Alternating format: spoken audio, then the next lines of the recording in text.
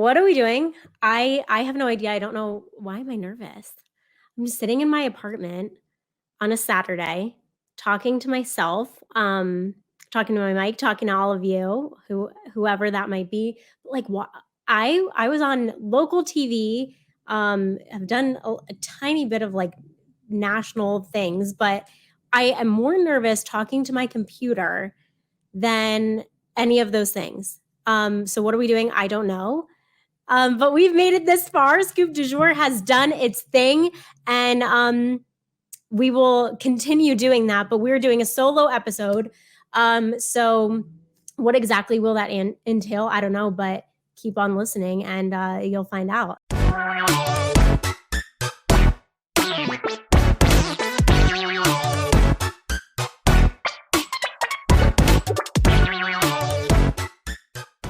What am I doing today in my Saturday solo endeavors? Well, I've deep cleaned because like that's what everyone does on a Saturday, right? But you know why you deep clean? Because your mom's coming to town and she can't see like any piece of dust, right? I'm super clean, but like there's like a different level of clean that you are every day, and then there's a level of clean that you are when your mom comes to town. So you deep clean and then you clean again for the cleaning lady who's coming the day before your mom comes, right? So like everyone does that, right?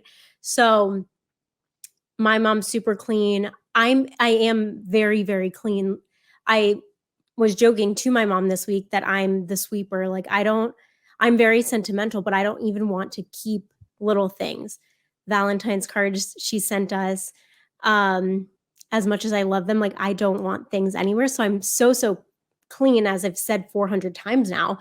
But it was a whole morning of cleaning for Miss Cindy's arrival. And then the cleaning lady will come and do it again. But who all did this growing up? You clean for the cleaning lady, right? So there's cleaning for yourself, there's cleaning for the cleaning lady, then the cleaning lady cleans for everyone else coming, right?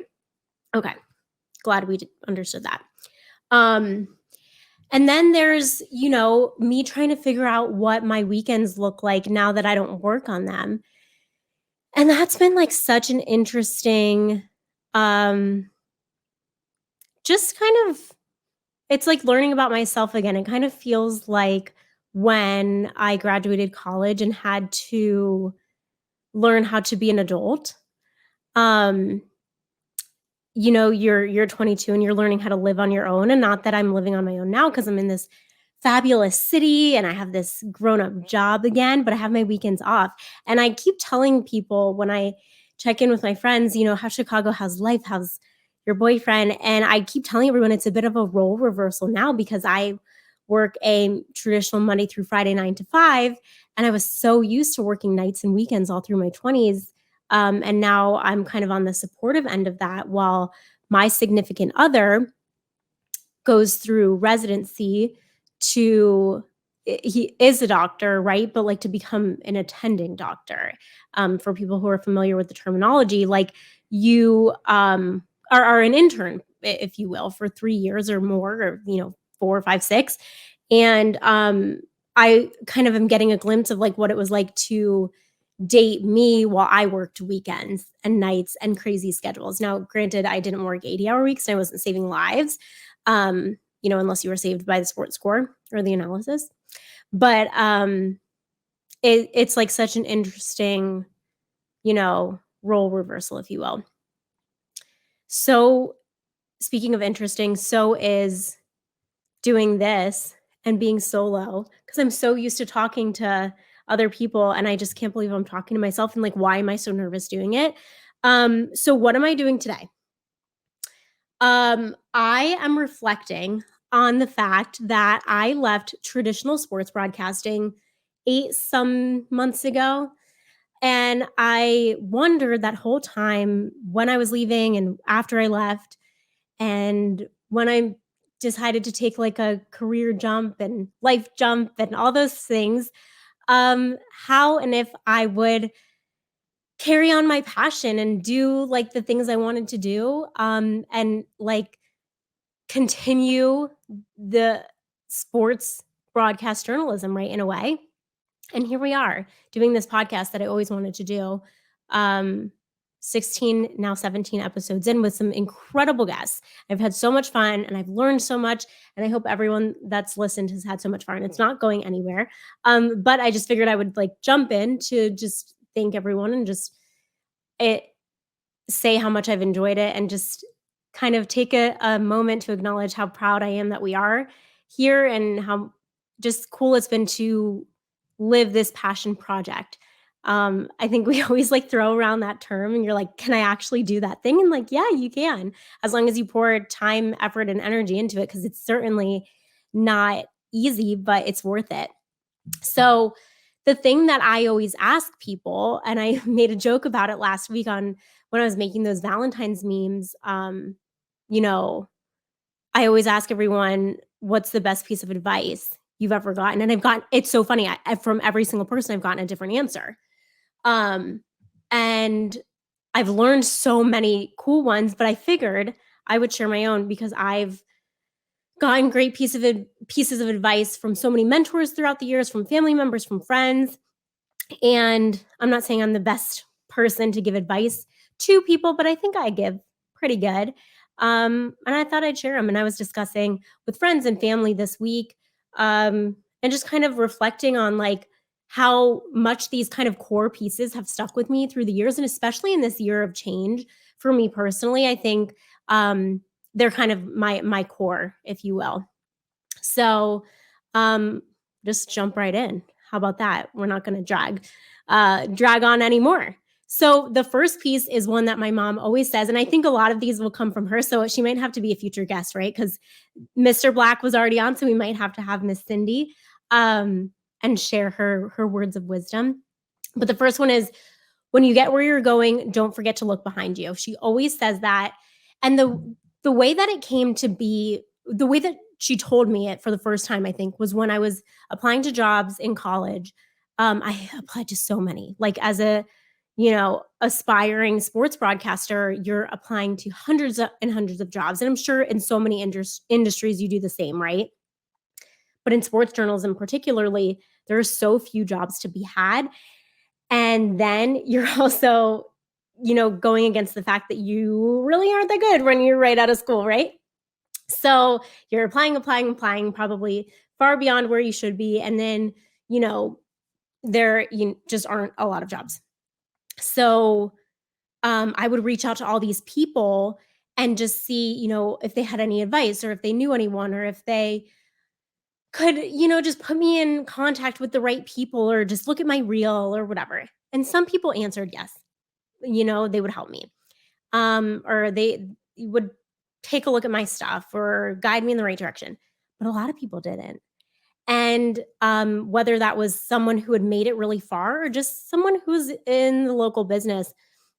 And my mom always said, when you get where you're going, don't forget to look behind you. So whether that meant when I got to Greenville, Mississippi, or when I got to Fayetteville, or wherever I may get in life, whether that's continuing sports or continuing climbing corporate America's ladder, don't forget to look behind you. And I think a lot of people do. I think it just means answer that email from the student who's looking to you as a mentor. Never be too good for someone else and never be too big. I'm sure so many people witness this in the workplace, especially. But someone's looking at you as someone who's just really cool, as someone who's a badass, someone who's just needs your advice, needs your help. And I think we can all take that second, or I always say it like this: take that second to just tell them you don't have a second, right? I'd rather have that email that says, hey, I don't have time for you. But I'd love to put you in contact with someone who does, or hey, follow up with me in a couple weeks when I do have some time. I've been guilty of saying that too. I don't have the time at this time, but I should in a little bit. So when you get where you're going, don't forget to look behind you. It's so simple, but I love it. It's probably my favorite piece of advice. This next one is another Miss Cindy one, and it is something we've heard, my brother and me, since we were little. And it is, if you always tell the truth, you never have to remember your story, right? So it's when you're playing with your sibling and you're little and something gets knocked over and your mom says, what happened, right? You just tell the truth and you won't get in trouble, right? And I think this even translates to when we're adults and maybe there's a conflict in the workplace. Just tell the truth. You won't have to remember anything. I can think back to my last work situation and my job, and some conflicts, um, many of which I won't go into a ton of detail, but were really really tough to deal with, and just tried my spirit and tried my heart, and things that I would have to talk to managers about and human resources, and I just remember like this explosive situation that was elevated, and what I asked my parents, what am I going to say? Well, how am I going to tell this story? And the story is the truth, right? So that's just what you say is the truth, and you don't have to remember it, because it's true. You're never going to have to remember it. Of course, some details here and there, if it's been a long time, but I think um, that's so important, right? If you always tell the truth, you'll never have to remember your story. It will always stay the same. And I'm sure everyone can think of an example when maybe you or someone else didn't tell the truth and then their story changed, right? Fourth one is like one of my favorite ones. And I think a few years ago, I made this a resolution to, as soon as I was thinking about someone, I would check in with them. And of course, you fall off. Oh, I wonder how so and so's doing. And then you forget to check in with them. But as soon as you think of that person, you text them or you call them. And even just a couple weeks ago, one of my really good friends from college was like, she's in grad school, and something she was doing in school, they were talking about Chicago, and she texted me right away. And I was like, that's such a good example. So as soon as you think of that person, text or call them. Like, why not? Right? Why wait? Um, and I think along that same line, your circle's never going to be too big. When I had Joy Taylor on, she and I were talking about a girl gang. And I think for guys listening to this too, like, you can never have too many friends. I don't subscribe to that. Like, oh, I have, a close group already. Why extend it? Um, the more the merrier. I just think, why not have as many people in your corner, in your circle as possible? So to summarize that one, it's just like, as soon as you're thinking of those people, reach out to them. Even if you do all the time. And the last one, reached out to my significant other for this one, who said what he lives by is do the hard things now. And this really resonated with me because it's similar to what Jonathan Stewart said when he was on the podcast, which is regret hurts more than discipline. And I had never heard it like phrased like that. But it's so true. It's like, do the laundry now, right? You're going to regret that it's piling up. Work out now. You're going to regret that you don't feel great at the end of the week, or eat well. Your body will regret it. It's so simple. But if you do the hard things now, you will feel so much better mentally, physically. Whether it's studying, whether it's cleaning, all of these things, it's so simple. But it has such a lasting impact. And back to my mom, she and I were brainstorming about, so many examples for this one. And it's something where, like, if you just make this small change now, whether you are 15, 20, 25, or 55, you will see such great impact in this one. That's life-changing, right? Like, if we treat our bodies right now, you can make such a great impact later on. If you study hard now, you can get into a great school or a great program. Or if you work really hard at your job now, you can make a career change or a change within your workplace now. So I love that one. I could think of so many examples, and it's something I definitely want to implement, whether it's little, changes of folding the laundry as soon as it's done, or working really hard at something I care about. I can think of so many examples without rambling, but to kind of summarize it, it's kind of like this show. I mean, it's a lot of work, but when I put in the work, I feel like I reap the benefits. I hope everyone else does. It's been just such a great way to connect with people I didn't know or I did know, or hopefully people that everyone else feels like they've gotten to know, which is the point.